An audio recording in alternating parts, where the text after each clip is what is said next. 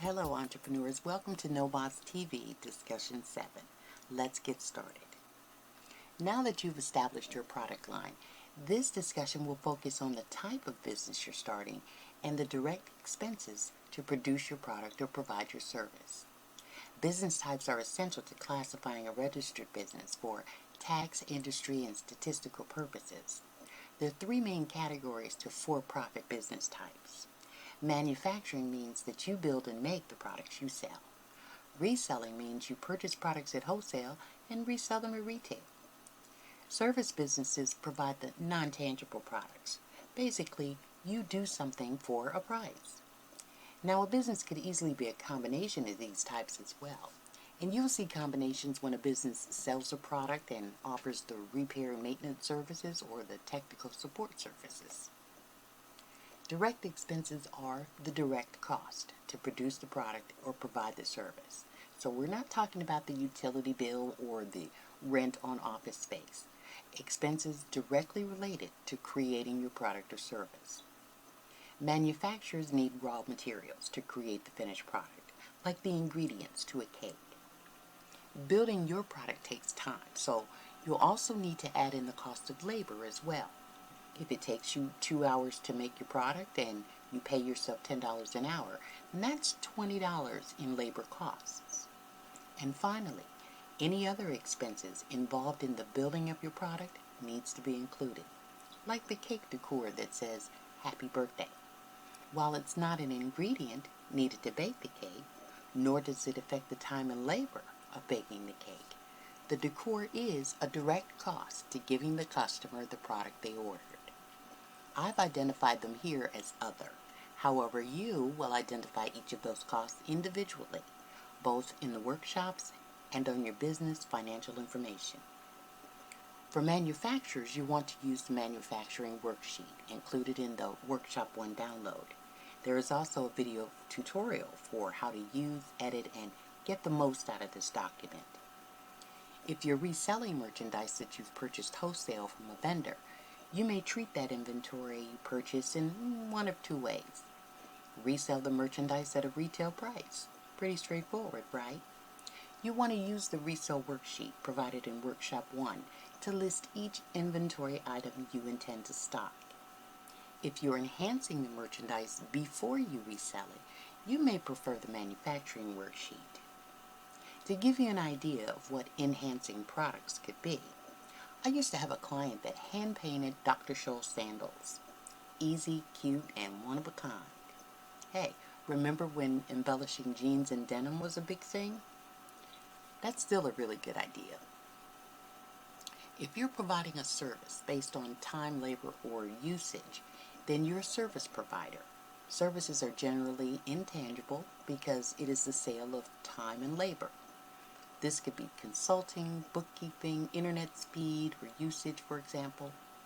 However, if your services require a setup of wiring or hardware, you will need to include these additional costs in your direct expenses as well. These are known as your direct expenses, which you will need to know before you can establish a price to charge your customer. With that being said, you need to go shopping, and the best kind of shopping.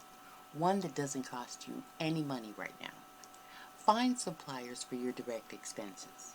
Before you get started though, I want to make sure that you have a new folder in your browser so you can drop your bookmarks in there. Because what you're going to do is start vetting your suppliers. And you need to know what you're looking for. You want the best quality products, the best terms you can get at the lowest prices you can find. Just like any other time you shop, you're comparing suppliers for the best of the best. Even if you know where you can get what you need, that doesn't mean you shouldn't do a little research. So invest the time to shop around for suppliers that will suit your needs. Your goal is to keep costs low and your profits high. When you're ready to contact your suppliers, be savvy, like you've done this a million times. Approach your suppliers with the intent of building a relationship. When you contact suppliers, let them know immediately that you are a business. request their wholesale price information, and ask for the requirements for establishing a business account with them. Within this wholesale packet of information should include price breaks and any other information you could possibly need.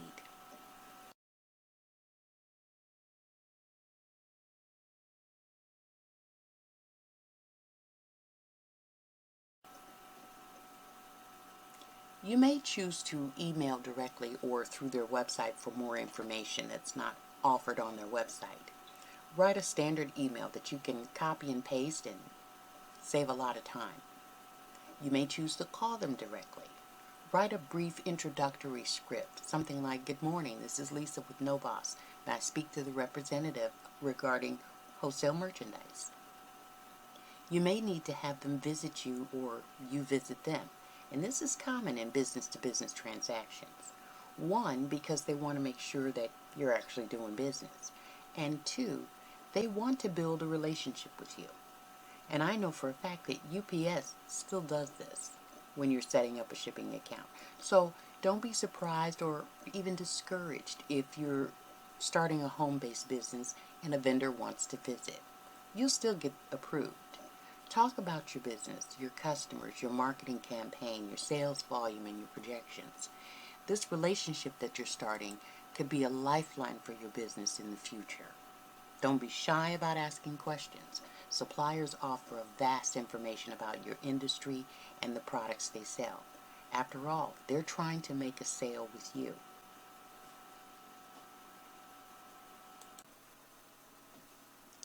So, why do you need a spreadsheet like this? Well, if you're really doing your homework, you should have a lot of information to compare. And the spreadsheet will give you a visual, allowing you to pick and choose which suppliers are best for your business.